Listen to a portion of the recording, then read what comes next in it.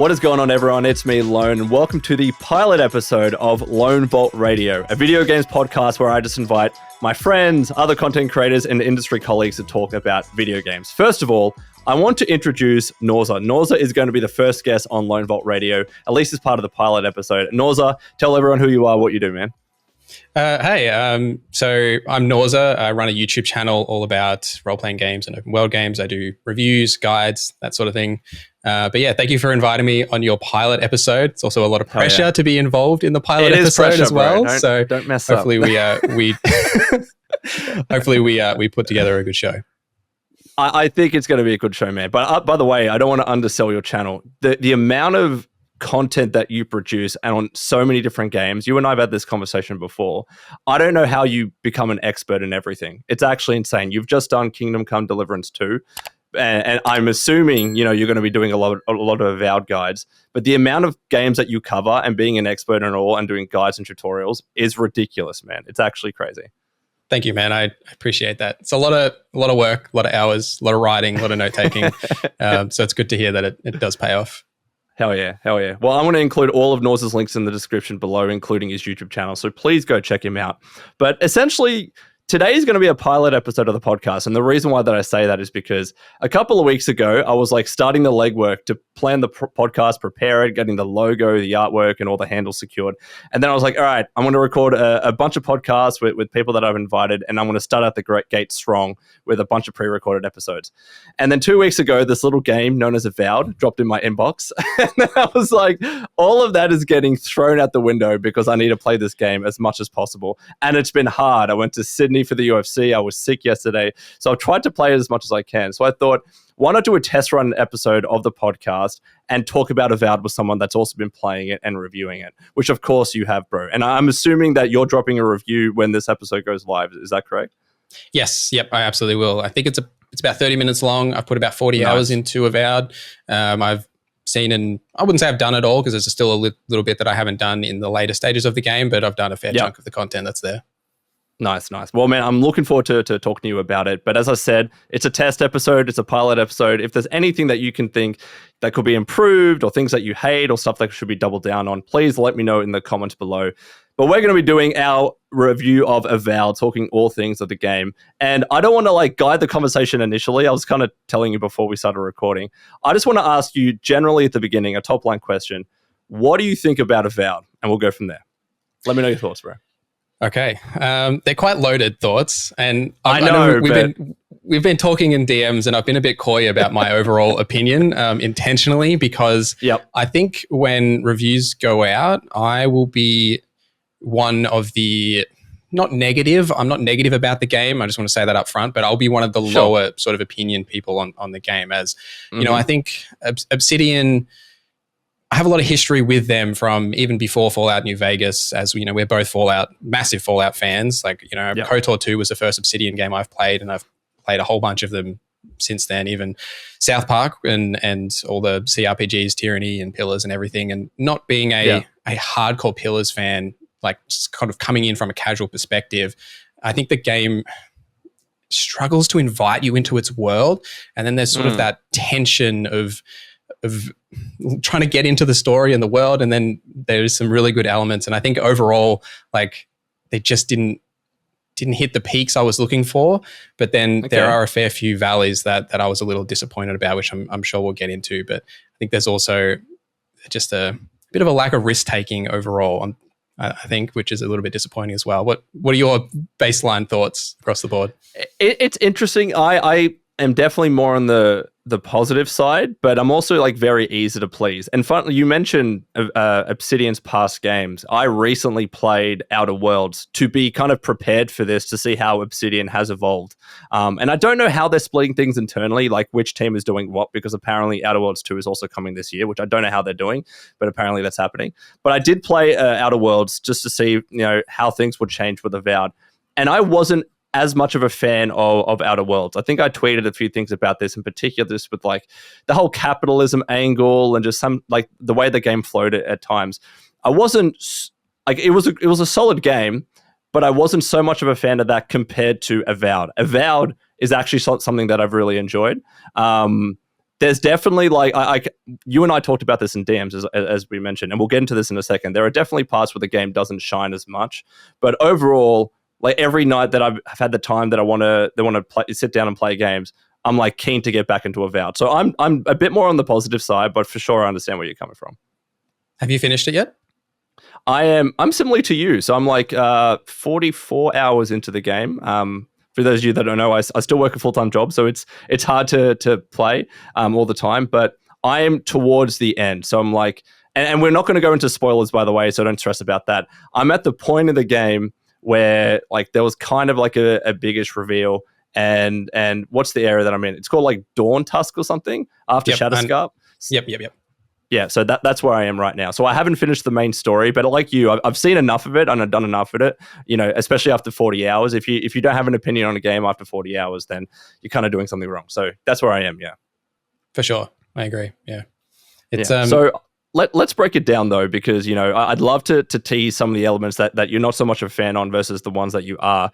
First, let's just start off like quite simply, visuals and graphics. What do you think of the look of the game? It was created in Unreal Engine. I definitely like the appeal of it, but it's been a bit of a talking point as to like how stylized it looks, and some people don't seem to be the biggest fan. But I'd love to know what you think of the visuals. I think the visuals work. I really like them. I think there's the intentional decision not to do an open world and have these like, I'm sure we're going to say the word open world in this podcast because it's just such an easy way to describe this kind of experience. Open zone is what I used. Yeah, exactly. Yeah. Open zone. But having more of a tailored experience in those open zones kind of allows you to have these more like vistas, like you've always got something to look at in a direction. And it's something that I really appreciate about what Avowed has done with its visual design is in each of the 4 regions, there is always a landmark that you can visually see. Like in Dawnshore, the first region, it's that lighthouse that you see like as soon as you arrive, it's to the left. And basically through the whole region, you can see that sort of point of interest.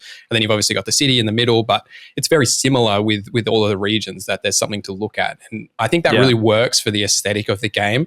Also, I'm just a sucker for things that are oversaturated. Like, same. I love it, man. All those deep purples and yellows and greens, and it's good stuff. I love it, and especially at night when it's dark and all the fauna is like glowing, and it's really really pretty to look at for sure, like across the board. Did you have a favorite region or something you really liked? Like my favorite region, like my least favorite, I can say like straight up is the second one. Can't remember the name of it because everything was a bit more dark and grim. The first one is gorgeous because like you, like I laugh because I'm a huge fan of oversaturated games. Like I will like with Fallout, I'll install mods that let me crank that stuff up because I think it's great, and I'll do it on my monitor, like one or the other. That first area, everything just pops. It's all green, it's all lush, it's beautiful to look at, right? So it makes sense that that's the opening area as well. But don't get me wrong, like some of the later areas, like there's this one, and I don't want to give away, I'm not going to give away too many spoilers, but there are such a wider range of biomes, and there's one area where there's like red water and lakes kind of going through this kind of desert area. It looked sick, man. So it'll either be the first area or that one. The one that I just reached is more kind of like volcanic, and I haven't explored enough of it to see how I feel about it. But I would say either the first or the third area. What do you think about the lack of a lighting option, like a torch or a lantern? Yeah, there should be a torch. There definitely should be a torch. Like at times I was playing with the gamma because in some areas it looks great, especially when the sun is shining, and then in other areas, because there are so many caves and dark areas to explore, when you don't have a torch or a source of light, even just like a lantern hanging around your belt, it does make those areas a little bit more finicky. So yeah, I agree. It should have had something like that for sure. Yeah, I avoided nighttime because I couldn't light my way a lot of times. Like, and it's disappointing because the game looks so nice at night when you see like those glowing elements. And I think that's why there is no lighting option, because they want you to see that. But, sometimes I just like to be able to see a little bit more around me, especially when I'm hunting for secrets and hidden things and uniques and everything. It just would be nice to be a bit more visually able to see at night. Did you play first or third person primarily, out of curiosity? Probably 80% first, 20% third. Funnily enough, a lot of my recorded footage was in third person because I was subconsciously like, good. Well, yeah, but like I was like, oh, I've got to remember to record the third person because it's like, cinematic and I got to get footage of this, and then just completely forgot to record first person. I feel you. I was like experimenting between the two. It was funny though. I actually didn't realize it was a third person until like 5 hours in. And then I saw it in the settings. And I was like, oh, why is it in the settings? Why can't you just do it on the go? And then I realized you can do it on the go. And I tried it for a little bit. But sometimes when you're moving in third person, the way the character jumps is so weird. It just doesn't look right. It's pretty funny. So I just went back to first person. And it's kind of like when you play Skyrim or Elder Scrolls, like typically you like to swap between first and third person depending on what you're doing. So if you're just kind of like briskly walking, you want to take in the exploration and the scenes, you'll go third person. But when it comes for time for combat, I like that first person view. So I was tossing and turning between both. I did want to touch on, by the way, before we move on to like the actual combat and gameplay, what did you think of the camp system where, so essentially for those of you that don't know, to be able to heal up properly, talk to your companions, upgrade your weapons, etc., you'll essentially rest at night at a camp, and that's where it goes dark, it's nighttime, and you'll be able to do all that kind of stuff. What did you think of that, out of curiosity? I'm in two minds about it. I like that you have the quieter moments to talk to your companions, though I didn't totally want to talk to them all the time. We'll talk about that.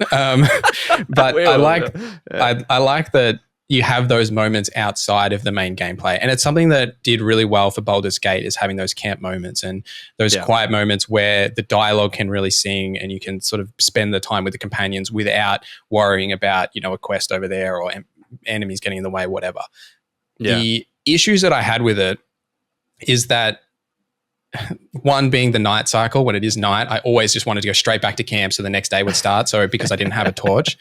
I didn't like that I was forced to go back there and start a new day just to upgrade my weapons. That I feel you found a little bit irritating. And then also when you go to the camp, and it's probably something we'll get into as well, is as part of your godlike nature, you have a voice in your head that will talk to you throughout the length of the game.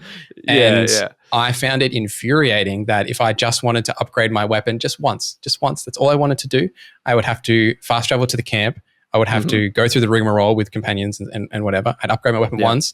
And then every time without fail, the voice was like, "What up, bro? How you doing? Here's some exposition." I'm like, go away. Like, I'm upgrading my weapon. Leave me alone.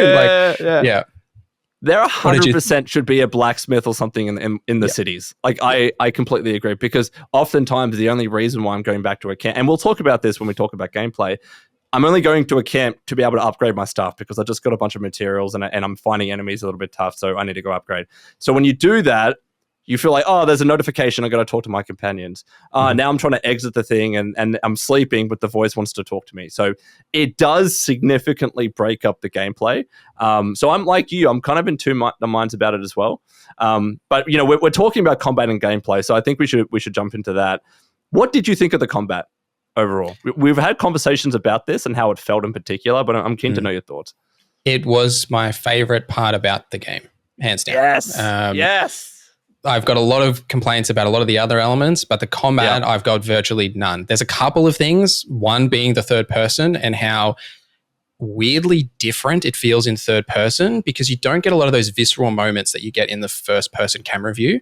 And I agree. It's almost, I appreciate that it's there because some people do like to play games in third person, but it's almost jarring to play the game in first person and then you go into third person. And not to insult Avowed, Skyrim is a fantastic game, but it almost feels like modded Skyrim in third person a little bit, because the animations, you feel that sort of floatiness of the animations. It's more visible to you in the third person.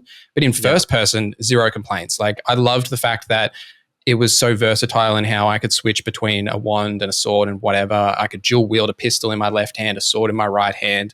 I could even do the same with a wand. I really, really like grimoires, and I know it's a thing in Pillar's history, but just the concept of having a spell book that it gives you access to spells that maybe you haven't unlocked yet. But if you have unlocked those spells, they cast at a higher tier, and just it makes you really feel like a actual legitimate magician. And it's not just like, in using Skyrim again as an example, right? When you cast a spell, you just do your little hand wavy thing and then the spell happens. Yep. I like seeing that I've got a book. Like, I'm casting the spell. I really like that. Yeah. And like, there's such a good impact with all of the combat. Like all the weapons have such a good feel when you hit enemies, and even the spells have this, I don't know how they do it, to be honest, but like a really visceral feeling to the spells when you hit enemies and they react. And yeah, I had nothing bad to say about the actual combat. How about you? Dude, I'm glad that you said that as well, because the way the game feels, I'm such a fan of. Like, it's like every movement is intentional and has weight and is heavy. Like, and it's not just combat, it's opening chests, it's opening doors, but then as well in the combat, just the way that you hit enemies and the way the vibration and the controller activates, and this is the way everything feels. It feels so intentional. And I love it. It's not floaty. It's not just like you're swinging a sword and you're hitting nothing. Like you're just kind of passing through air. It's like, no, there's a lot of impact. You hit an enemy, and I use mostly swords and great swords and whatnot and maces. When you hit an enemy, it's just like, bam, I just smacked the crap out of you. And that applies doubly so when you get into the stun animation, where it goes into a bit of the slow-mo and you're like, boo, boo, boo. Yeah. The game feels amazing. I freaking love it. I did want to touch on as well, like you were talking, you experimented clearly a lot with like wands and grimoires. Did you play with the guns at all? What did you think of the guns? I played with them a little bit, but I did find them a little cumbersome. It gets a little better slow when you get those skills to like upgrade your reload speed and everything, but they feel more like a secondary weapon. Like you do have the option here in the menus. You have two weapon sets that you can have. They both have like a main hand and an offhand. I feel like with pistols and rifles, pistols being the one-handed option and rifles being the two, I feel like you can use them as a secondary option to start the combat encounters, but they just don't have the flow to be able to use them as a primary weapon. Like the rifle is a little bit easier because the damage is higher potential. You can sort of sit back a little bit and deal it. But yeah, that's doesn't flow as well as like just the wand, man. You just like you just swinging that wand Harry around. Potter. Yeah, exactly, dude. Like it's freaking sick. Yeah. It's funny because I don't know. I'm really trying my best to detach this game from the fact it's not Elder Scrolls, it's not Skyrim. But the moment that I pulled out an arquebus or a pistol, I'm just like, it doesn't feel right. It feels out of place. I know this is Pillars of Eternity. I know it's Avowed. I know it's a different universe. But even the wands and the grimoires to some extent, less so though, because it's magic and I get that. But the guns and the grenades, it's just like, am I playing Call of Duty here, or is this Avowed? I couldn't get over that hump, so I completely ignored the guns. I don't know if that's wrong, but I did.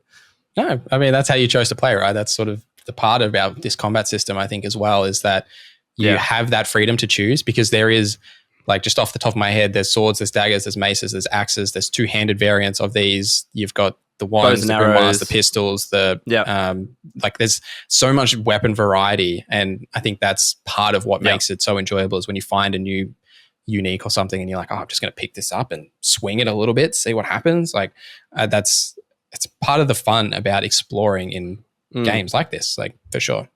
And especially because, like, as you said, you're able to completely swap between two builds as you want. I play with a controller, so I just press Y and I'm swapping between a greatsword and then a shield and a mace, for instance, or a bow and arrow, whatever it might be. But the way that they've designed attributes as well, it leads itself into that, because all of your damage essentially is tied to might. So you're all, like, everyone playing the game is going to chuck a ton into might, which makes you kind of good at everything. It's not like, oh, I'm going into this one particular stat to boost my damage output with guns or to boost my damage output with greatswords. No, you're putting a lot of your stats into might, and that makes you good at being able to try everything. So even though some of your, like, and we'll talk about the skill trees in a second, you might be going down a particular skill tree path. Like I went down the fighter route a lot, but I could still pick up a bow and arrow and still use it at range and have fun with it. I really, really liked how they did that. And you can respec whenever you want for a nominal fee. I love that this game introduced a respec. Like, any game that doesn't have a respec, I kind of get annoyed nowadays, because it should be simple and it's not for some reason. And Avowed has it for like nothing. Like, it's just a matter of coins that you're spending. It's awesome. Yeah, dude, you're just preaching to the choir, man. Like, for someone who makes guide videos on builds, I gotta have. If there isn't a respec option, I'm not in a good mood. Yeah.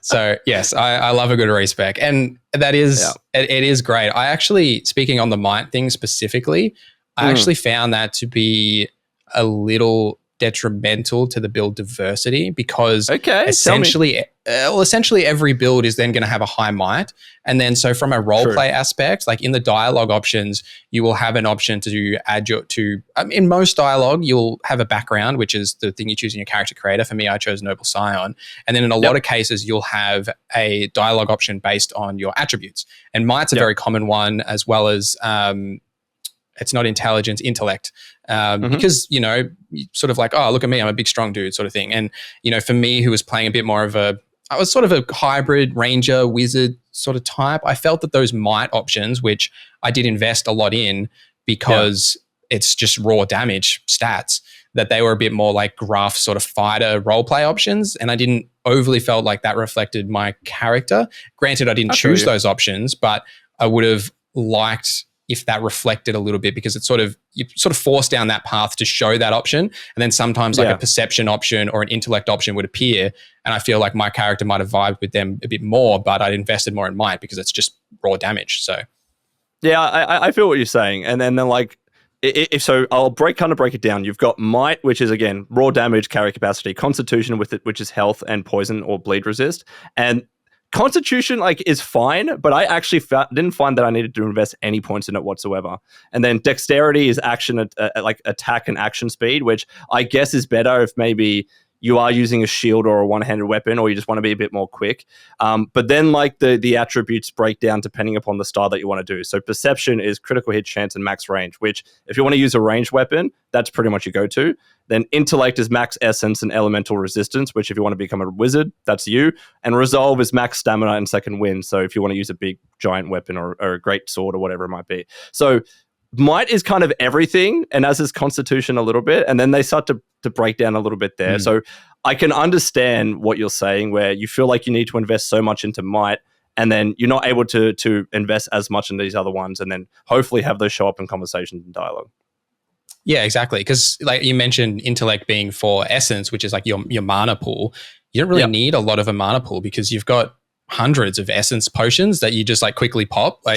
So you don't need that stat to be as high. And so that's just how I played. Like I originally was investing a lot in that, and then realized I didn't need it. So I just spent a couple of coins, did the respec, and then pumped all the way into might for that raw damage. Yeah, I feel you. We touched a little bit on the skill trees. So you are going for a bit of a hybrid build, fighter, ranger, wizard. So how far down the path did you go for either of them? Because I was fully invested into fighter because I just wanted to be unga bunga, big sword, smash enemies. That's how I played the game. It's the highest damage output I found. So I completely invested, specialized in the fighter tree. But what'd you do? It's also fun though, just to touch on that, like hitting things with the big two-handed weapons and like they ragdoll away from you. It's a great time. It's the best, bro. So I mostly went wizard, using a wand and a grimoire, because I found that in the wizard line, you've got a passive that just increases the raw damage of the wand, but you've also got two passives. One of them adds a bounce to the wand power attack, and the other one adds an explosion. And I think it adds elemental damage off the top of my head if the weapon does elemental damage. Could be wrong. But I found that, and then I found a wand that had a unique wand that had like plus 10% damage. And then I think it was 30% maximum wand range. So I just became like a long range caster and just like power attacking with wands and just flicking magic at people. And then once I'd figured out that was a good time, I sort of invested in the wizard line. And I did get all the way down and tried a few of those later game spells. What I did find though is that, so I finished the game at level 26. What level are you at the moment? I think I just hit 20. I think I'm at 20. Yeah. So what I found is, because trying to do a hybrid of a little bit of ranger, because I had the wand and the grimoire as my main kit, and then I had a sword and I think I had a dagger for the most part. I did switch out to a shield sometimes in my like off-hand kit. The skill tree is split up with like, you start with say the level 5 skills, and you have to be like that level to get those skills, and then 10, 15, and 20. And being like finishing the game at like 26, I've only really just cracked the surface on that bottom tier. And then trying to do a hybrid in the Ranger line, I ended up taking everything out of that line so that I could focus on the Wizard line, because like I wanted to use those skills, and each skill has 4 levels. So you need to invest 4 skill points, and you get 1 skill point per level. So I felt the economy of the skill points was a little lacking. Like I would have liked either to level up a bit faster or just have a way to get a few more skills, because I really wanted to like not do all the things, but like try all the things and like figure out a way that like, oh, does this skill do this and combo with this? And that's the sort of stuff that I love in games. And I felt that was a little disappointing, but the skills themselves are actually quite valuable. Like they do make tangible increases to your build, even the active ones that you can use in each of the various lines. Like Wizard is obviously spells, and Ranger, you've got more stealth orientated ones, like you can turn invisible or root enemies in place. I'm sure you played around with a ton of the warrior ones. The only one that I remember from warrior is the charge. There's a few others in there. The charge is interesting. Like I actually found that it was less useful as the game went on. So you just dash forward and you interrupt enemies. Sometimes you interrupt enemies. Sometimes like enemies just don't get affected, and you deal explosive damage. And I think it does a little bit of stun as well. That was definitely like, initially it was fun to use, but then I used Barbaric Shout a lot. So that's where you do the big shout and you just deal so much stun damage. So I got to this point in the game where I found a really cool, unique sword. I was using Barbaric Shout. Honestly, like I would do this one big power attack and it would deal 100% stun damage to so many enemies. It was actually insane. And then you would do like the slow-mo finisher. So Barbaric Shout became my favorite. And then like you, I finally reached to the point where I got the, I can't remember what it's called. I think it's called Clear Out or something, where you're doing this big spinning sword attack, which was a lot of fun because you're attacking multiple enemies at once and dealing a lot of damage. But touching on what you said about leveling is very slow. It is very slow. And at times I was like, oh crap, I'm only like level 8 and I feel like I should be a little bit higher. And I'm used to maybe other games where leveling is a bit faster. And because of that, it takes so long to invest fully into a particular skill or to get to the ones that you need, because some of them are locked at 15 or 20 or whatever it might be. I do wish that they kind of sped that up a little bit. And plus as well, because it means when you have less points to go around, you can't do a dual thing. You have to like, all right, I have to invest in one skill tree or that's it. Otherwise, I'm a master at nothing. You know what I mean? Yeah, absolutely. Yeah. And that does become... Oh, sorry. Go ahead. I was going to say that does become really important in the later stage of the game, when the game gets a little bit harder and the combat encounters expect you to understand the game, the core mechanics of the game, and it sort of requires you to respec to like really focus on those skills. yeah, I feel you. What about the godlike abilities? And we don't have to get into too much spoiler territory here, but did you use them much? Were they cool for you or not? Not at all. Yeah, I used the stealth one when I was making like some B-roll for like specific Ranger style playthrough. And then I used the heal one a couple of times in the early stages, because I actually started playing the game on hard difficulty. And so I did use the heal one when I was on hard, but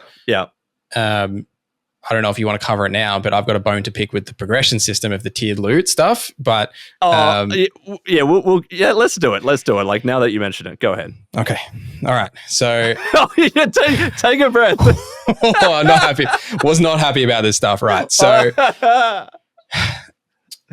when you're playing on the normal difficulty, the problem is less exemplified, because enemies and yourself, you do more damage, enemies don't deal as much damage, HP pools are less, so it's not as bad of an issue, right? So because I wanted to play the game on hard difficulty to test out all of the things and see how like the game scales on those higher difficulties, I started the game on hard, and I think it was towards the end of the second region. Actually, I think I just started in Shadowscarp, the third region, when I was just like, I've had enough of this. So the way that it works is every weapon that you find in the game, whether it be a unique or a standard weapon, will have a tier from tier 1, 2, 3, 4, and then uniques only can have the 5th tier. Enemies have this same tiered system. Now, the good thing about this system is that every piece of gear you find, you can use materials to then upgrade that gear to the next tier. The negative is that the game will bring you into areas intentionally and move you into that next region. Intentionally, where enemies are in that next tier. And you have no way of getting your gear, your weapon, your armor, anything into that next tier without beating those enemies, because those enemies drop that next tier of resources and they only drop a tiny, tiny little amount of them. You actually need to get the chests that are behind them and like hidden away and everything. And you can't like, you know, just be like, oh, sorry, enemies. I just need to like loot everything that's around you. And then I've got to go back to camp. We've already talked about the issues with that. And then quickly upgrade my stuff. And then I'll come back and fight you. Like I understand that it's like to show a progression of like your equipment and your weapons, to show that you're leveling up without actually using the term of like leveling, because, you know, you often come across enemies and they have like a level next to them or something, right? Like this is like their version of that, but it's not even like a hindrance that like, oh, this enemy is a higher level, so, you know, he's definitely going to kick my ass, really. It's like, no, you can't even do combo weapons, like combos with your weapons, because you hit them and the weapon bounces off, and then your companions are like, got to upgrade that weapon, bro. And I'm like, I know, constantly. I'm trying. Like you enter not even a new region, but you like, especially when you enter a new region, your companions are constantly telling you your armor's not good enough, your weapon's not good enough, and you're like, and it's not even like, oh, I'm going to try and like clear the first few areas so I can get some of the stuff to upgrade, because you can obviously upgrade in between the tiers, and then there's this big upgrade into the next proper tier, right? Which those little upgrades don't do anything because they're not taking you to that next tier, right? So you're still finding that issue with really hard enemies. And the only time that you can do that is when you find these really hard to find Ardra stones that are either really expensive to buy or they're super hard to find. So you're not doing that probably until right at the end of that region anyways, and then you're off to the next region. I completely agree, because I hated getting yelled at, and I know this is their version essentially of level scaling, but I just constantly felt like I was underpowered compared to all the enemies in the game. Constantly. And it is so exemplified by the fact that your companions constantly mention it. Like it's totally like, I'm sure that like it could be in the launch patch, it could be in another patch that they'll like patch out that repetition, but it's every single encounter when you're fighting enemies that are that high level, which you have to do. And I mean, you're fighting an enemy every, let's say, a minute, right? Like just on that standard loop. Yeah. And every time they're like, did you know? And you're like, come on, guys. Like, leave me alone. And I actually found this, that I got to a point, even in the first area, where I was suddenly like, the difficulty has just ramped up a bit. Like, why are these enemies so spongy? Why are they so hard to take down? It was because of that. Now, I think at that stage, I wanted to do a bunch of bounties. So it was taking me to those harder areas. But also as well, because of the Ardra issue, at some stage, you're going to have to get to those areas when you haven't gotten enough Ardra to upgrade your weapons and equipment to the next level anyways. So no matter what you're doing in a region, you're going to encounter all of these enemies that are much harder than you. And you feel underpowered until you get to the next region, and then it's the same issue over and over. Exactly. I think they need to make it easier to get those like upgrade materials and equipment, but also make Ardra a little bit easier to get as well, because otherwise you're just going to be like, make sure that you can't get the Ardra that takes you to the completely next level, but at least in the region that you're in, I should be able to, with level 3 equipment, fight level 3 enemies. Maybe the one-off level 4 enemy here and there, like for mini bosses, but not every other. Like every other enemy is always a level above with the skull icon. Yeah, I feel you, bro. I feel you. Yeah. It's infuriating. Can I ask before we stop talking about combat and gameplay, what did you think of the companions in combat? Were they useful for you? No. They are only useful if you use their abilities manually. They will occasionally use them themselves, which I found so odd that when they chose to use them and when they didn't. Because sometimes I felt like I wanted to use their, like, because they have 3 triggerable abilities, right? And sometimes I'd find like I wanted to use that ability because, especially for Kai, who has, I think it's called Leap of Daring, which actually taunts enemies. And playing a ranged character, I would sometimes want to taunt a very specific enemy that is like of higher threat that's going to come for me and have them fight Kai instead. And I found that almost every time I'd want to cast it, he'd already done it himself. I'm like, when did you even use this? Like, I didn't even see it. And then the cooldown's on, you got to wait. Yeah, the cooldowns were, it's very similar to Dragon Age the Vanguard in the way that you use the companions in combat, that they have abilities that you can cast. They will occasionally cast them themselves, but they're mostly relying on you to do something, and then they do a little bit of chip damage to enemies on their own, and occasionally enemies will actually fight them rather than fight you. But What did you think about before we talk about companions and the character specifically, what did you think about the breakdown of, say, there's only 4 companions, but Kai being the only fighter, and then you've got Marius as a ranger, and then 2 wizards? Did you feel that was a bit... Because the thing is, and I noticed this when I got Giada as a companion because she's a healer, and I'm like, I never want to not be with her because as a fighter, like a barbarian type character, I'm getting myself into trouble. I don't have a shield. I'm fighting up close. I'm getting hit constantly. I'm using her ability to heal myself all the bloody time, all the time. So I feel like I can't leave without her. And then I got, what's her name? Yatsley, like the wizard. Her abilities just kind of look cool, and I felt like she was a bit more effective than Kai and Marius. So I ended up just using them 2 all the time. So I agree. It like when they're so specialized into one area, like Giada's your healer, I feel like I can't do anything without her, which can get a little frustrating because sometimes there are quests and things that you need to do with a particular companion present, or you go into a new region and it's like this character was from there, so it makes a lot of sense to have them with you. I completely agree with you on that, for sure. There's also no melee companion. Kai uses his pistol. Yep. He does have an offhand like scimitar sword that he uses occasionally, but mostly he uses his pistol. And then you've got 2 wand users. Well, one of them uses a focus, but it's essentially a wand, and then Marius with the bow. You don't have which is something I guess you wouldn't have noticed being a fighter because you're playing that role. Whereas I am that role. Right. Like me playing in the background, I was like, where's my like guy with a shield that's like, protecting me? Like Kai has the taunt, which does work, but I wanted some sort of big brute or some sort of character like that to just, hide behind with my little wand. But yeah. No, I agree. And like, it's easy to say, just have every companion be able to come with you on your journey. I'm sure technically it's very difficult. Yeah. But I wanted that feeling of like, my companions are with me. I'm talking to all of them. They're each playing their specific roles. Have one that's a brute as well. But because you can only have 2 in any one time, I completely feel you on that. Like I liked certain aspects of the companions, but I wish they were a little bit more useful in combat and there was more variety and I could have more of them with me at any one time. I did realize though, before we get onto like story and dialogue, what do you think of like the range of enemies and the creatures? Like you got bears and mushrooms and spiders and zorips. Like what did you think, especially as you went from region to region? They do get a little bit repetitive when you realize you've seen them all pretty early, but I think it's compensated by the fact that there are varieties within those enemies. So using the Zorops, for example, you've got like the shaman casters that like will summon things occasionally. You've got your priests that'll heal. You've got your they're so annoying, bro. Yeah, they're awful. Yeah. The champions that like are more your tank sort of like bigger brutes.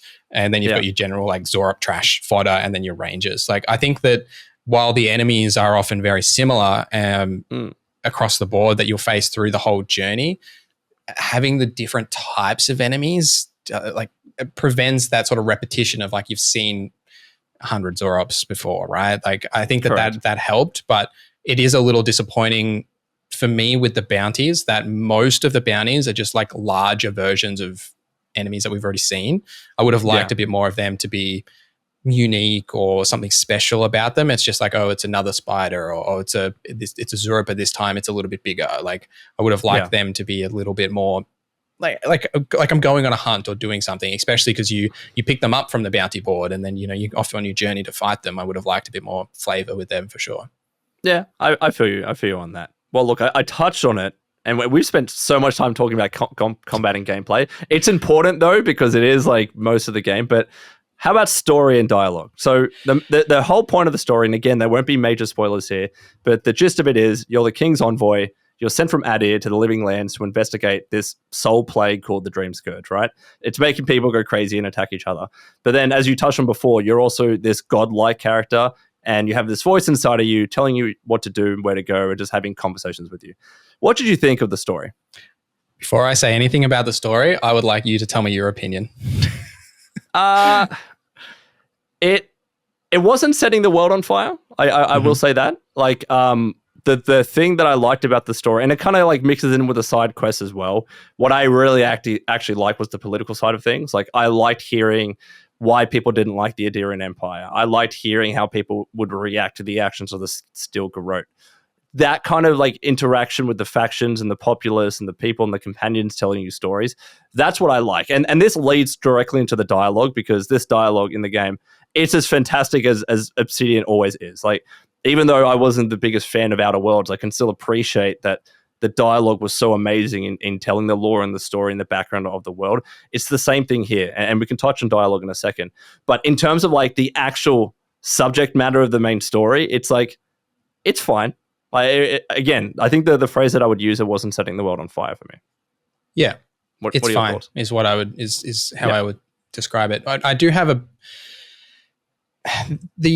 with not necessarily the story itself. Putting that aside for a second, the character that you embody yourself, I think, is so important for a game like this, where you have a character creator and you'll make your character.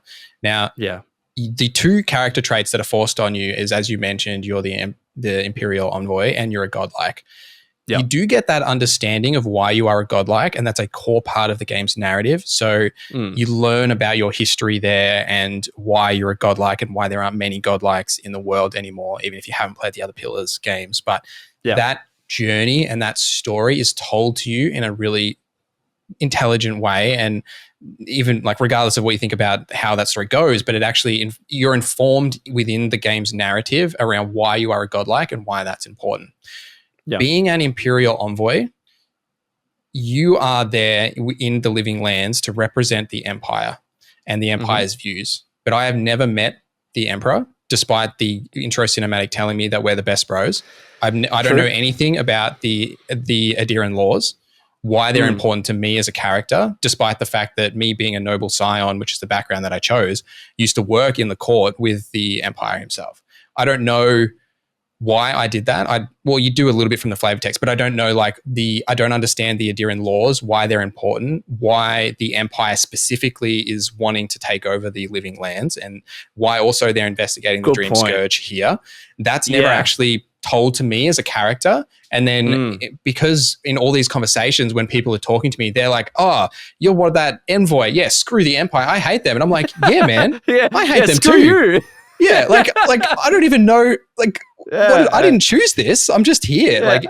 I just think that what I would have really liked is that tutorial section that takes place to have been in the lands of the Empire and understand why the Empire is important and why I should care about them and why their views are important to me. And then I would feel more informed around why I choose to follow those beliefs or why I choose not to in the choice and consequence that comes from the story. Because I never felt any connection to the Adirian Empire at all, because it was never like they told me it was important, but they never showed me why it was important. Whereas conversely, with your godlike abilities and, the voice in your head, that's shown to you as to why that's important. It's not just them telling you that you're the envoy, if you sort of understand what I mean with the difference. Yeah, because you're finding out about that at the moment that you walk into the Living Lands. That's when that story is being told. But with the envoy stuff, there's so much baggage, I agree, that it's why a game like Skyrim or Fallout or whatever, you start like with nothing. It's a completely clean slate, because it's hard, even in an intro cutscene, to somehow tell you that story and make you care about that character. And it's an RPG. Like, you're creating the face and everything. Like, there should be a clean slate to make that a little bit easier. Because I agree, people are like yelling at me. I'm like, bro, I didn't do anything. I don't agree with them. And like, there's this law that prevents this. I'm like, but I didn't even know that law was a thing. Yeah. I see exactly where you're coming from. The way the game tries to get around that, and this is something that I do really like about the game, because I'm new to Pillars of Eternity. I don't know the lore. When you're having the conversations and you can check the lore book where it's like, this is what this character means in this world and whatever, it makes it so much easier to understand. Not only do I have a bad memory, so I'm like, what's this thing again? I'm going to check the lore book and I'll be able to understand that. But again, because it's a new IP that I'm playing for the first time in PoE, there's a lot of information that I just don't have and I need to completely download. And that's where you'll start to get the tidbits about the Adirian Empire and who the envoy is, and just to constantly remind yourself. So I really, really bloody liked how it did that. What do you think about that part of the dialogue?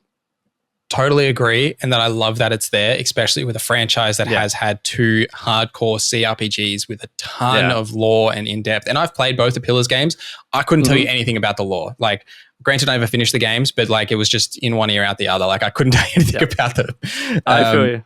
But I'm like that with most games nowadays, though. Yeah. I'm just like, what happened? I got to read the wiki. You know what I mean? Just to circle back, like what you said at the start, like how I cover so many games. It's like I'm hyper fixated on one game and know everything about it, and then it's just out one ear and then straight into the next game. Like it's just on to the next. Yeah, that's how it works. But anyway, so I like that there is that option. You can expand and get the dialogue. However, I actually think it's a little bit of a crutch for the writing because it allows them to use a lot of big fantasy words and things that you've never even heard of. And there are multiple instances in the game where a character will say a name or a place or something that you've literally never heard before.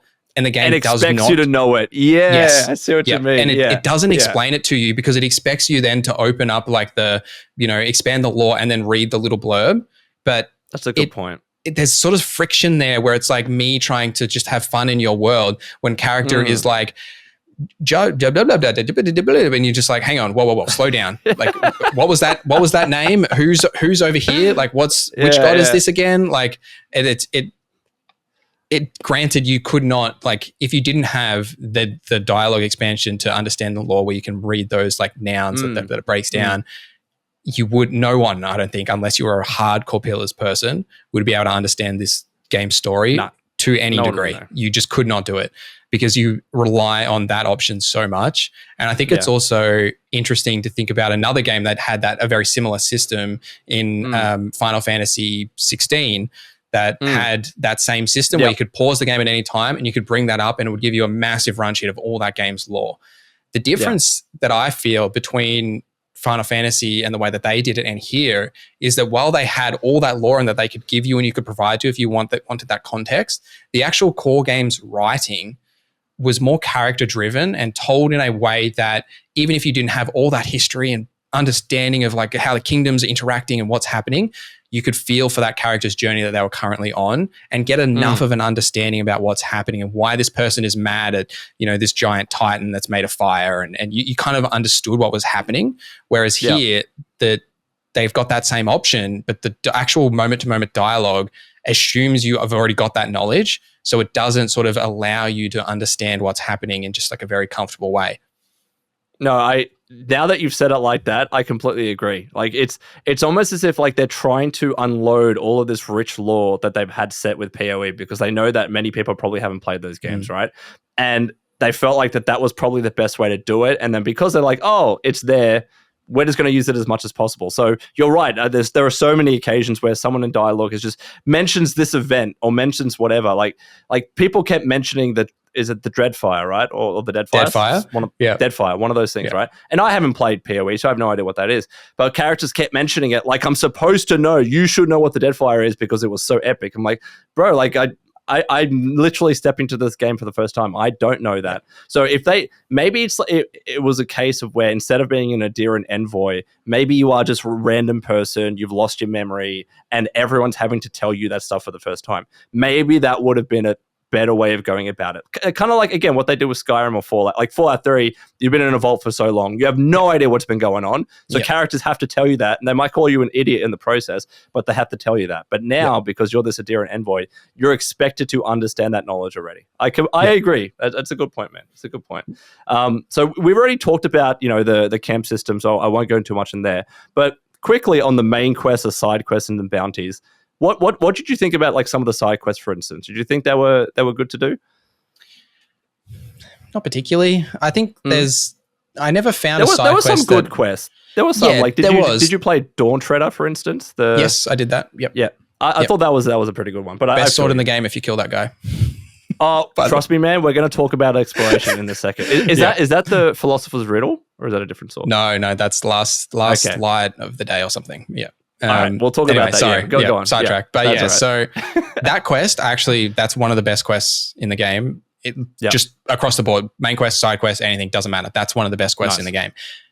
The reason it is because you meet another individual that's similar to you and you can have a conversation with them about that, and it gives you context and it explains the lore to you in a comfortable way that's easy to understand, which is also, I think, why they use that quest for the preview run, because it's very inviting. And outside of that quest and a couple of other, like there is a couple that I can think of that I'm like, yeah, that was a really good quest. I felt that a lot of the side quests became, in a way, they reminded me a lot of Elder Scrolls Online, in that you get given a scenario, you go and complete that scenario, you collect the MacGuffin, you kill the whatever, do that, you bring it back, and then the game's like, oh, thanks for doing that. Should I do A or should I do B? And then you pick that option, and then they're like, cool, here's your reward, and then that's it, and it's over. There are some exceptions to that rule. There is one instance that I can think of in the second region of the game where you can actually choose to do something that will directly impact the main story if you do it before a main story event triggers.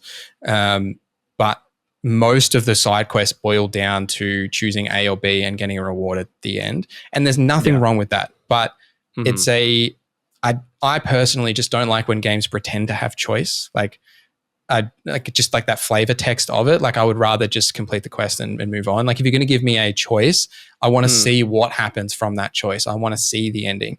And that is actually present in the main story, which is something that I did appreciate, is that does exist in Avowed. I'm not saying it doesn't, but it's just there were too many side quests where you would complete this thing. And I remember there was one very early where you do something for a girl that, I'm not sure if you've done it, but preventing spoilers, it's to do with the Zurops and this girl in Dawn Shore. No, so yeah, I know what the one. Yeah. So you make a choice at the end of that quest, and she says she's going to go off and do something. And I went to see if she went and did that, and she did not. She just stays exactly where she was. So that to me is really disappointing, especially when there is dialogue where the character's like, thank you for resolving that for me. I'm going to go off and do this thing now. And you're like, cool. And I specifically went to camp, slept to the next day thinking that that'd be the trigger. And then I went back, nothing changed. And that's consistent with most of the side quests, especially if they tell you, they're like, oh, I'm going to, you've solved my life problem. I'm going to change my life and do whatever. And I felt that flavor text I found disappointing because they're telling you they're going to do these things, and I'm like waiting for them to do it, and then they don't.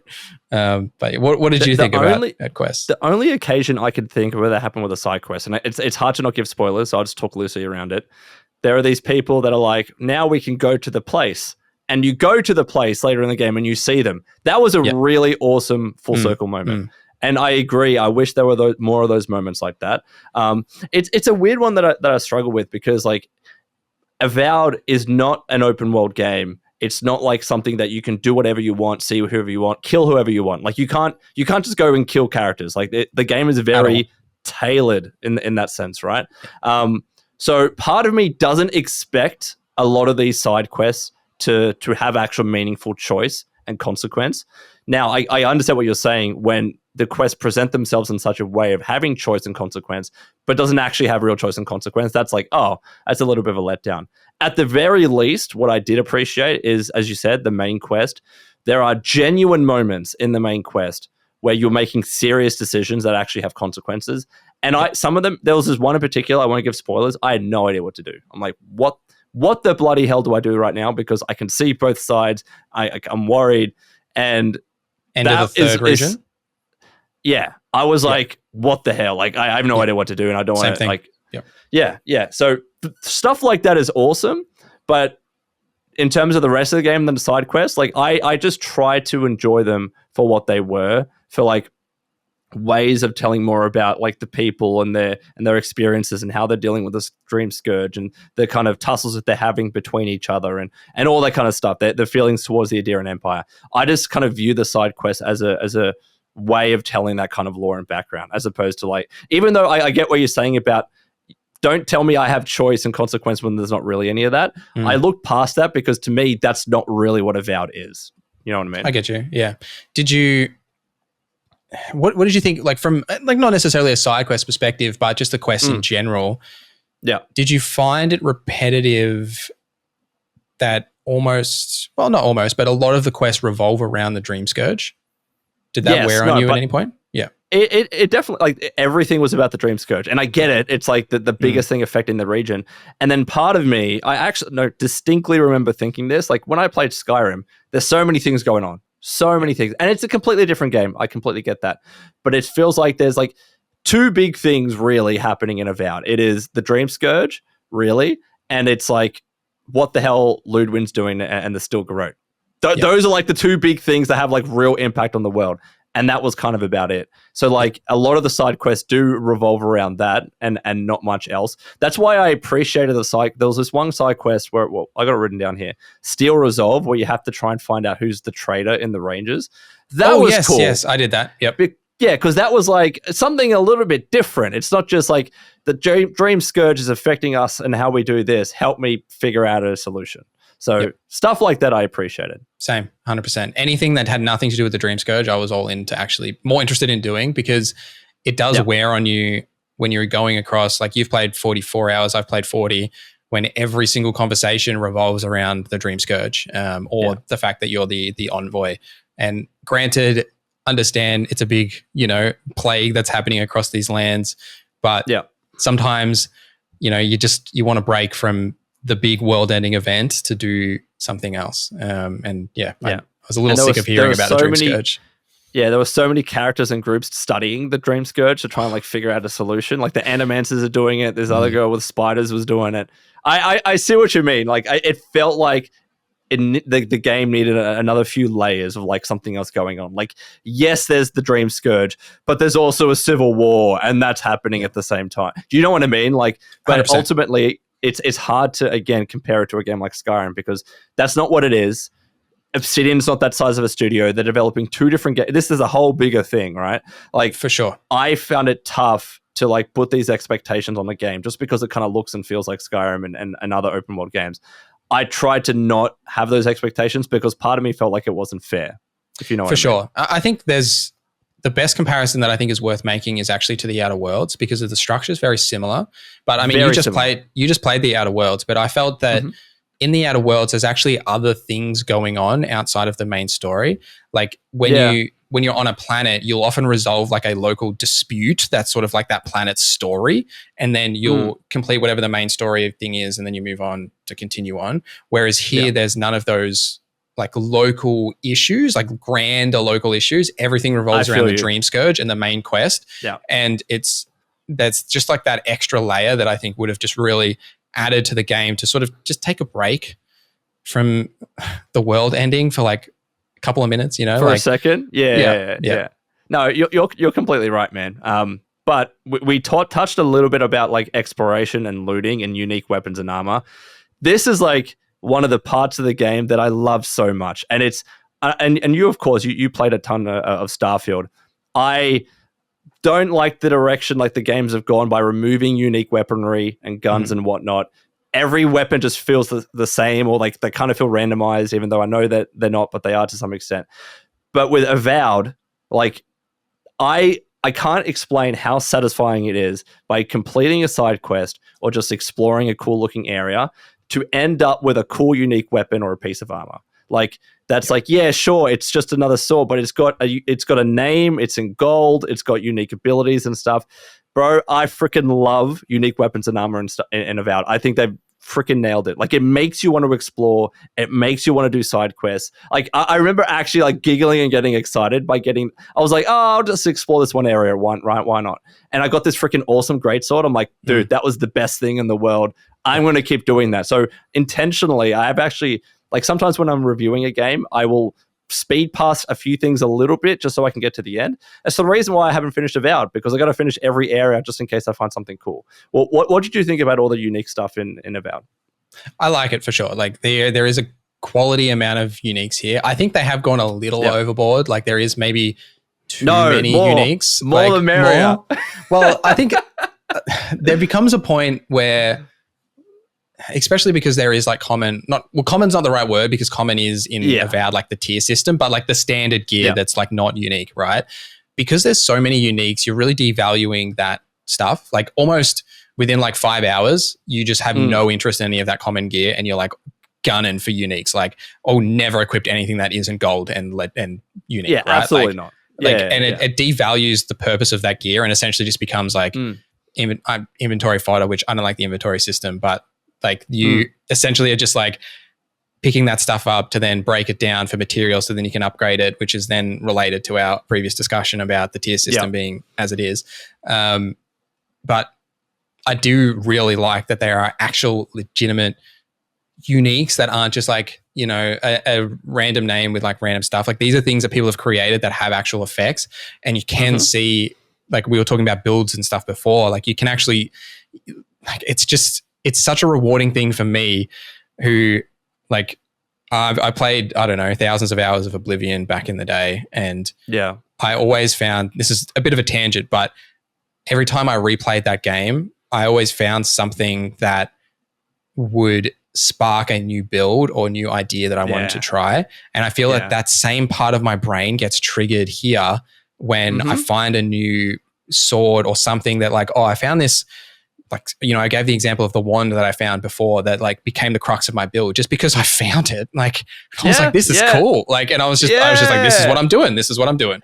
And then, I found like there's a sword called Emperor's Reach, which is like, I can't remember what the thing is off the top of my head, the stats are, but like I remember picking that up and being like, oh damn, like this is some good sword right here. Like, let me try this out. And like, there's just something about that, especially when things are legitimately unique. Like I think when with some of the boots and the gloves and the amulets and rings, there's a lot of repetition in those. Like I've found multiple rings that are like +1 might, and then you'll find one later that's like +2 might, and then you'll find one later that's like +1 might. Oh, but +1 intelligence or something, and like that's fine. Like that just felt a little bit disappointing when like you're on the hunt for real legendaries and you're like, oh, it's another ring that does nothing, and you just kind of move on.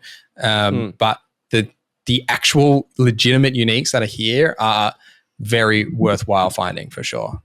No, I agree about the rings and the amulets. Like I didn't find all of them like crazy powerful or that useful. So like I kind of get the same ones, like the one that potions heal me more and whatever, and I would stick with that, and I'd very rarely veer off. And also the boost that they give you, like there's one that I use typically, which is like +5% critical damage chance or something. I'm like it's a nice little boost, but they're definitely not as good as you touched on. When you find, like, I remember finding this sword that was like, it does better with power attacks. I'm like, freaking awesome. I'm completely respeccing to make power attacks really good. Like, that's what I'm going to do. So, and we haven't even mentioned like the enchantment system. When you find a unique weapon with an ability that you really like, you can either double down on it or go a different path. So when I found this sword that was like, oh, you have really good power attacks, and then I found a gauntlet that was like, power attacks are even more powerful, and then something else that was like, oh, you've got like even more damage when it comes to great swords. That's why my build is the way that it is, because I kept finding things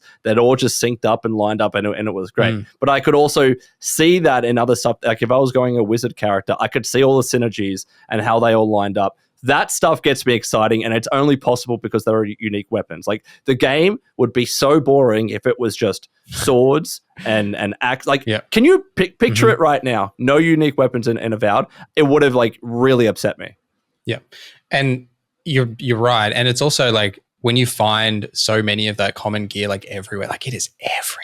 Like there's like the random swords and stuff just like chilling on the ground, and then you pick all of them up, and like for some reason they weigh like just an absolute ton, and then every now and again you just be over encumbered, and then you open up your inventory and then one by one break them down to like all right, I'm no longer over encumbered. And you can't do it in bulk either. It's one by one. I found that so infuriating that you couldn't, because it all comes back just for me like with that progression system of like the tiers. You can't leave that stuff behind, like those common and like, you know, just standard gear. You can't leave it there because you need to pick it up, because you need to break it down, because you need those resources so that you can upgrade those uniques that you actually want to use when you hit that next tier. And then like having only weapons and armor have weights. I don't know. What did you think about that? Having just those two things with weight? Look, there is part of me, and this is me like generally as a gamer nowadays, I'm getting so tired of inventory management. And this is wild coming from someone that freaking loves Fallout, because that's half of what the game is sometimes, right?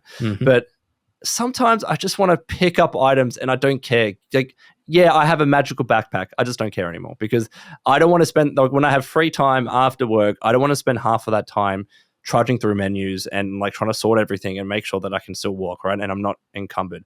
I didn't find myself getting encumbered in Avowed a lot. at all, like compared to Really? other games.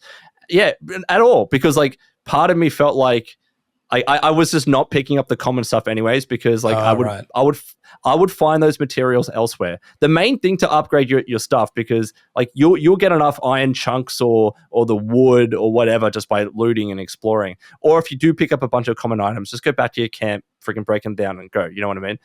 It was really the Ardra that was the stuff that was so bloody hard to find, and that's what you needed to really upgrade. So I actually didn't find myself getting over encumbered a lot, and I appreciated that about Avowed. Like I wasn't trudging through menus and doing a lot of inventory management. So I actually didn't care that just the swords and just the armor and whatever had weight. I actually kind of liked that, if you know what I mean. I get you 100%. From my perspective, I was over encumbered all the time because I picked up everything, dude, because I wanted those crafting materials. Because look, I wanted to upgrade all of my stuff. I wanted to upgrade multiple things outside of my build to like test them out and like play around with builds, and you know, like I wanted to have all the things. So I picked up literally everything, and I was always over encumbered because for some reason armor just weighs like 25% of your inventory weight, like one piece of armor. And it's like, this is the difference between how you and I play the game, right? And I actually, I think it's you and I have talked about this personally. This is a fundamental issue with being a YouTube creator. You picked up everything because you needed to get all that material to create guides and tutorials. That is the reason. Whereas with 100%. Me, I'm playing the game. I just want to, I picked up my Unga Bunga stick and I just want to specialize. I did not bother going down and testing out wands and going down the wizard path or any of that. I was just a fighter, and that's all I cared about. I just wanted to make sure as I went from area to area, my great sword was upgraded and the armor that I picked was upgraded. So that's why I was never over encumbered.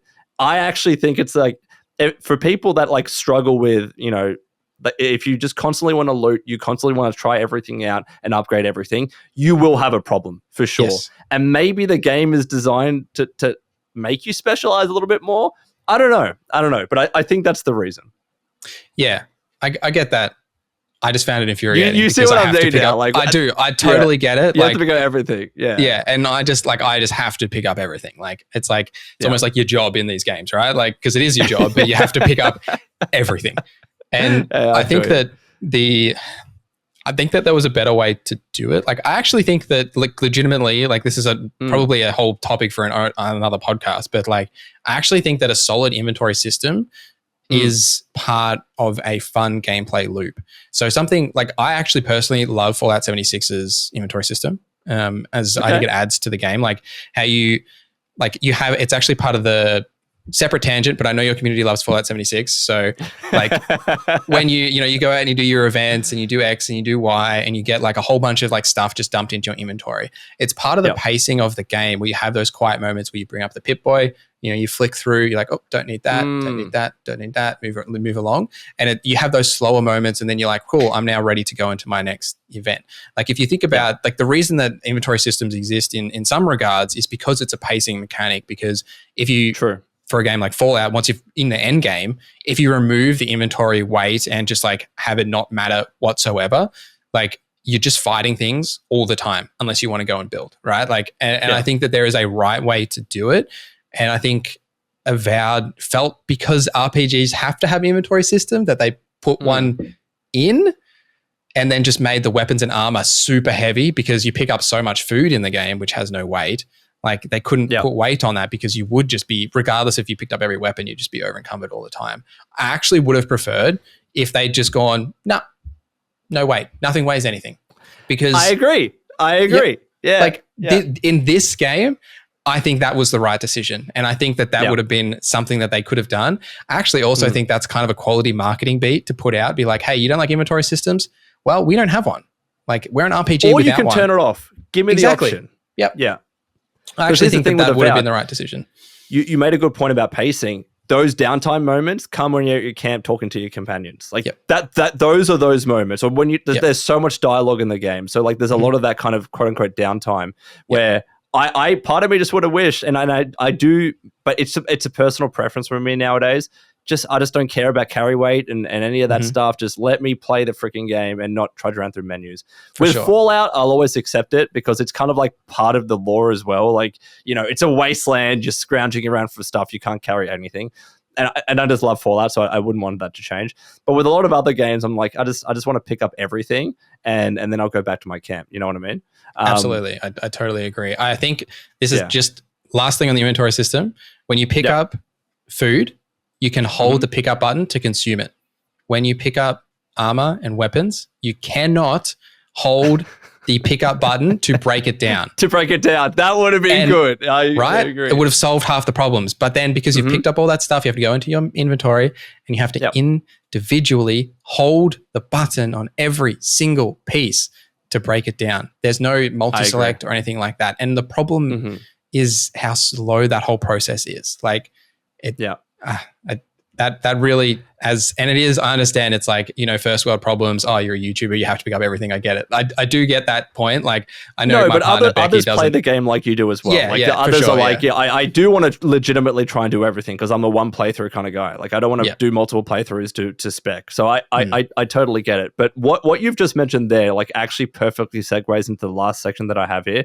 Just talk about random stuff. And we can talk about bugs and issues as well. There are certain things that like I would just like the game to have. I would love to hear your opinion on this. Did you feel the map was a little weird? Because as you're exploring the map, it would like reveal areas as you're kind of walking down.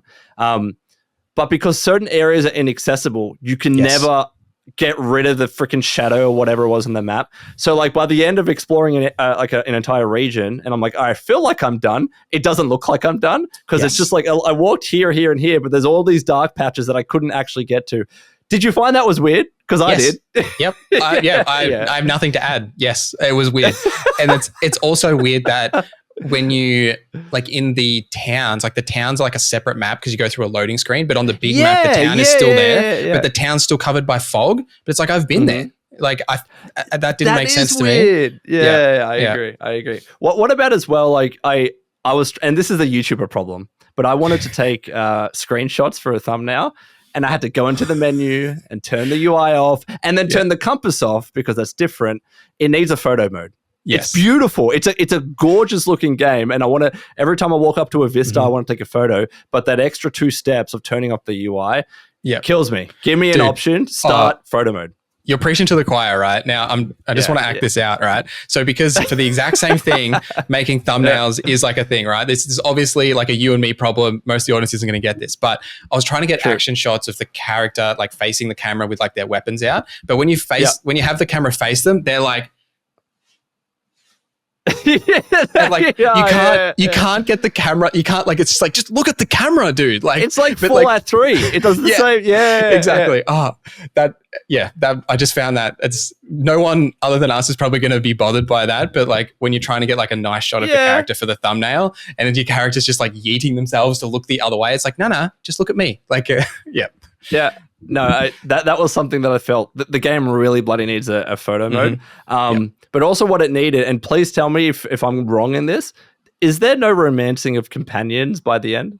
No, there's no romance. I also like a thing with the companions that we haven't really touched on either is that there is only the 4 that you can get, which isn't like it is a bit of a spoiler, but they have like as part of their marketing cycle, they have announced who the 4 are, and they've sort of talked about it. It's not much of a spoiler. Yeah. Having such a limited cast of companions means you have to vibe with, like in this case, 50% of the cast because you have to have those 2 companions with you at any time. And we touched on the companions and their abilities earlier.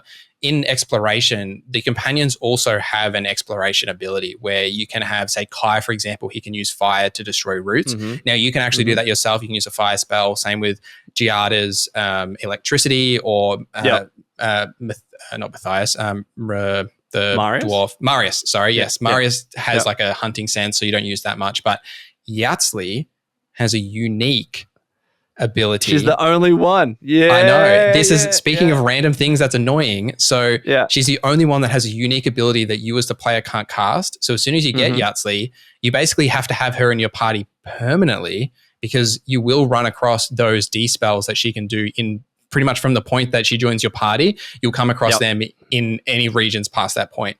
And then you don't want to go back to camp and like cycle through a day just to like get her and like bring that out. Like that I found annoying because it's like I only personally really vibed with Kai, but then I really didn't like the dwarf at all. I could not stand that guy. He's just constantly negative. Yeah, he's negative. He's condescending. He calls me a nim dude every 5 minutes. Like I've maybe that's what turned me off. But when he called me a nim dude, I was like, what does that mean? And then you open up the lore thing and it's just like it's like an insult or whatever. And I was like, hey man, you're an asshole. Yeah, right. I wasn't happy anyway. But yeah, so I didn't like that. I also it bothered me that there's a point where in the story he's like, I actually might go back to Paradise and like I've got other stuff to do. And the game gives you 4 dialogue options to say no, stay with me. Like you can't kick them out of your party. And because you've only got such a small cast, that game forces you to have that small cast with you for the whole journey. I would have liked some more choice to be like, I actually don't like this guy. Can he just like go away? Like, you know. Well, then you don't have him. Like for a very similar reason, Marius just never came along with me. Yeah. Which always made it interesting. And it's not I get why it's like this, but it's funny when you go and do things and then you come back to your camp and you talk to your companions that weren't with you and they're commenting on that. I'm like, I never spoke you weren't there, bro. Like you have no idea what happened when we were there. So I found it's a little quirk, but you know, I don't want to be too negative about that. But what about some like just kind of random positive stuff that you actually really did like? Because, you know, we talked about no photo mode and whatever, but was there anything in Avowed that you're like, you know what, that's actually pretty cool? What do you reckon? Can I give you one negative first? Because it's just something we haven't touched on that I think is important. Do it. Last negative, I promise. All right. I'm sorry to bring down the vibes of the video. I'm such a hater. I promise I'm a positive guy. No, you're fine. Go on. The static nature of a lot of the NPCs and how you can't sort of interact with them and they don't talk to each other in like the towns. It was just I found that quite jarring, especially because you just like walk into their houses and steal all their stuff and then like bounce out. Like that's part of the exploration loop, especially when you're in towns, is to literally go into every single one of their houses and open all the chests and everything. And I just would have either liked those doors to be shut or them to react in some way. Like you don't need, like not a full crime system because you can't, like there isn't any of that here, but it's just a little sad that like you go to a town and my first thing that I did at every town was just run around and steal everyone's stuff and no one cares. And then I'd be like, oh, sorry, main quest over here, I'm coming. And you just go and talk to them and like, hey, what's up, envoy? And you're like, oh, just, you know, your bag's full of all their stolen stuff and like no one cares. Like, have you never played a Zelda game? That's all Zelda is. You go in and smash pots and no one's yelling at you. Yeah, for sure. Like, I feel you. I don't think the game necessarily like has to have like a full crime system. Like it's just something, and I think coming off playing Kingdom Come, I'm just very acutely aware of NPC reactivity. But yes, something that I actually really liked, a small thing, is Kai's voice actor being Garrus Vakarian from Mass Effect. The second he spoke, I was like, I'm so in. Like, you just whatever you need me to do, bro, I'm here for you. Just don't worry about it. Can I say about the dialogue in general, I thought like the dialogue was genuinely fantastic. Like it felt so natural, and maybe it was like the off-axis camera, maybe it was like kind of the bokeh in the background, and just like the range of like, did you find like when you were making actual like picking the dialogue choices, each of them were going to give very different answers? And do you know how sometimes when some dialogue in some games where you feel no matter what you pick, the guy's going to say the same thing? In Avowed, I always thought, hey, I want to know about this, but I also want to know about that, but I've only got one choice. I constantly found that, and it made dialogue very interesting to the stage where I might actually want to go back and like pick completely different things just to see what they would say. What do you think about that, out of curiosity? For sure, yeah. I think there is quite a deep amount of options here, and I think also having both your background and then the attributes as options that get added on top of like the default ones. Like the default ones are often like yes, no, something else, sort of like sarcastic or whatever, but then it's all those additional ones. And I think that because they've put a lot of those options as additional, that based on your build, it does actually make it stand out. That, you know, especially like another thing that I like is that you can't see the options that you don't have access to. So like if it will come up, like if I need eight perception to pick that option, but I've only got 5, it just won't show me what the option is. It's not like it shows you what you're going to say and it's X'd out. It just does not show you, but it shows you the option is there. And I really like that because it shows that there was a choice or like something I could have said if I had that stat or if I had this. Like, and I like that it's presenting that to you And it's also teasing you a little bit. It's like, oh, you could have, it is, like, it? Yeah. You need one more stat in this attribute. Yeah, I feel you. Yeah. No, I look, we've been talking for a bit now, and I actually appreciate it because I think I said to you that this was going to be a 30-minute video, and we're here well over an hour talking about Avowed. I kind of want to like close on this. If I was to get your overall thoughts on Avowed, what you thought of it, what do you reckon to a friend, etc., what would you say if I asked you that? So it's quite a loaded question, and I wouldn't recommend that you buy Avowed. I would recommend you play it on Game Pass. Now, we're both Australian, and on Steam right now, you could buy Avowed, just the standard edition, for $120 Australian. Now, there is a premium edition that's That's the standard. It's $119.95. There is the premium edition, which is $140. Now, the premium edition comes with 2 character skins, which I believe are the only character skins for the companions in the game. I didn't find any other ones. Did you? I didn't find any either. No. Yeah. Cool. No. So they're the only ones in the game. And then there is, you get 2 armor sets as well for $140. Now, granted, you might not want to get the premium edition. You just get the standard, right? That's still $120 that you are right now today in Australian going out and spending. Obviously, different regions have different prices, etc. But giving a recent example, Kingdom Come Deliverance is $90 on Steam. Monster Hunter Wilds comes out in 2 weeks and it's $105 on Steam. Xbox is asking you to spend $120 for the standard price for Avowed right now if you wanted to go out and buy it. And I just don't think that there is enough core value for you to spend that much money on it today. If you have Game Pass, sure, play it, right? Like, if you've already got Game Pass, it's not really costing you anything extra because you're already paying for it. Yeah. But I think that Xbox is sort of shooting themselves in the foot a little bit, or it's probably an intentional business decision to charge so much for Avowed if you want to buy it outright, because it's forcing you down the path of Game Pass. And I just think that that's something to think about in the conversation around should you play Avowed, because the price is really important when you say should you play something. And should you play it on Game Pass? Yes, I would say just play it on Game Pass, right? Like, it's just like Netflix. You just turn on a show that, this might be all right. Maybe I'll turn it on. You might love it. You might hate it. But hey, didn't cost you anything extra. Whereas if you're going out to buy Avowed, that would be where I would have complaints. How about you? It is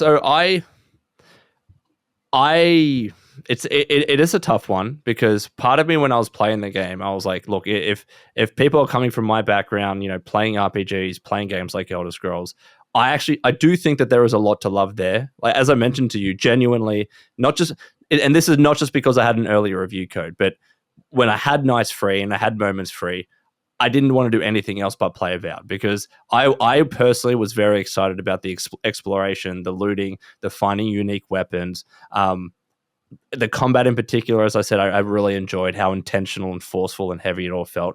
Like, I thought the game ran really well. We didn't talk about crashes and bugs, and that's a whole another thing. But once I figured everything out, it ran really well. I've got over 40 hours into it. To me, if I was to go out and buy a game at full price, and I don't know what's going on with Australian prices or US prices, but I assume this thing is like normal price in the US, where a lot of people watching this video are from.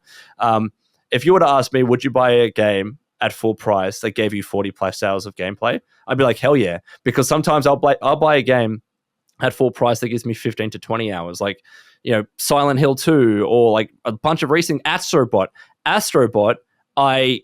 how much was that? Like 20 hours of gameplay or something like that. 100% I bought that at full price and I freaking loved it.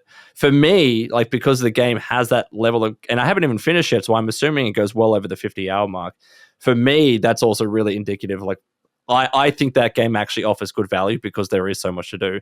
And it's not just like fodder stuff. Like, I actually really enjoyed some of the side quests and the looting and the exploration. Again, the main quest maybe not so much, but in terms of a value proposition, I think it's personally worth it for a lot of people that like that style of game. I get you, for sure. Yeah. Did you want to touch on any of the bugs and crashes stuff before we close out?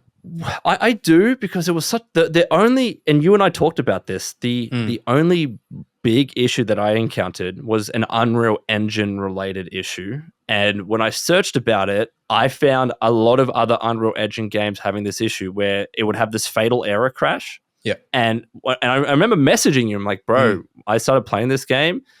I've crashed every 30 minutes. I'm crashing. This is kind of crazy. And then I found this thread. I believe it was about Stalker 2 that was like change your display scaling from 150, 125 to 100%.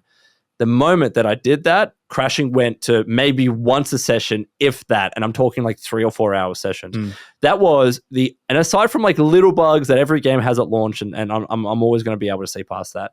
That was like the only really big issue that I had with Avowed that stopped me from playing it, and I was able to resolve it pretty easily.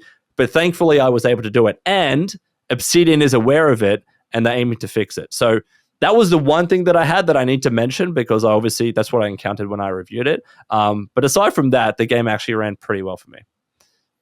Yeah, I tend to agree. Like, I had that same crash. Funnily enough, when you'd message me, I was like, "No, man, I'm having a great time. Whatever, I'm fine." And like, yeah. And then, like, I don't know, 20 hours in, I was like, "I'm crashing like every hour. Like, what the hell?" Bad juju. I gave you that bad energy. You did. Yeah. Other than that, I had a couple of quests that I couldn't complete. Like, I just could not complete. One of them I legitimately had done all the steps. I just couldn't hand it in. One of them was go to talk to someone. And every time I talked to them, they told me to shove off. And like, I couldn't enter the dialogue option with them. And I just could not figure out how. Like, I just, I don't know, maybe I was missing something, but like the quest step was to talk to them, but I couldn't talk to them. And then I did fall through the world once. And then I did as well. Yeah. And I had one like weird thing where I had to follow someone and they walked so slow, and every time they needed to like change direction, like they'd be walking forward and like, I need to go this way now, and they would stop, and then they would like turn this way, and then they'd go this way, and then they'd stop, then they'd turn this way, and then they'd go like, and that was, I don't know if you classify that as a bug, but it was just like an annoyance. Fair. But like overall, like aside from that crashing issue, which hopefully the fix that I told you actually helped resolve it. Yeah, it did. You would say the game ran pretty well. So it helped, did it? Yeah, absolutely. It was. I was on 125 scaling. There it is. Yeah. It's genuinely. I actually think it's not an Avowed specific issue. I think it's an Unreal Engine issue. I don't know why they do that. Like Stalker 2 is a whole different kettle of fish. But someone on a thread randomly said, "Hey, I think this will actually help," and it happened to. So I'm glad it fixed you for it, bro. Yeah. I really am. But Noza, man, this has been awesome. Like we were meant to talk for 30 minutes and we just kept yapping on. But I think this was a good pilot episode. I think that kind of gets the vibe of what I'd like to do with the podcast. So, bro, thank you so much for joining. Again, I want to shout out your channels. Where can people find you, and what can they expect? Well, if they're already on YouTube, they can just find me at Noza for role-playing reviews and guides. Like literally every single major role-playing game that comes out, you can be damn sure that I will have a guide out as soon as possible to help you get better at those games. Could be builds, general guides, where to find things like Avowed. I've got a bunch of stuff coming out as well as the review. So it's basically what I do. But yeah, I appreciate you inviting me for the pilot episode. A little bit of pressure being first, but I'm glad that I thought it was good. Thank you. I'm glad that you invited me, and I'm glad to come back at any time you need me, bro. I've always been appreciative of the work that you do, and YouTube doesn't know this because they know the Lone Vault Wanderer. They don't know the person behind, but you're such a genuine human that like, you're very positive and great vibes, and like I'm always happy to chat to you. So. No worries. Dude, no, thank you so much. And I'll tell everyone now, like I literally messaged Noza this morning. I was like, hey bro, fuck, like I don't have enough time with work to like properly record gameplay. I really want to do a podcast episode. And I messaged him. He was like, yeah, let's do it. I got something on, but after that we'll do it. And we're here at like, what is it? Almost like 10:20 PM recording a podcast. So thank you so much. 100% once the podcast like officially launches, we'll get you back, and because the idea that I had is also like not just on a specific game, but talking about you and what you do and your YouTube career, and then the games that you've been playing. That was actually the path that I wanted to go down. So we're going to have that episode between you and I, for sure. Sounds good. Can't wait. Awesome, man. Well, thank you everyone for watching until this stage. If you are still here, please like, subscribe. And until next time, this has been Lone. Please take care of yourselves, and would you kindly keep fighting the good fight.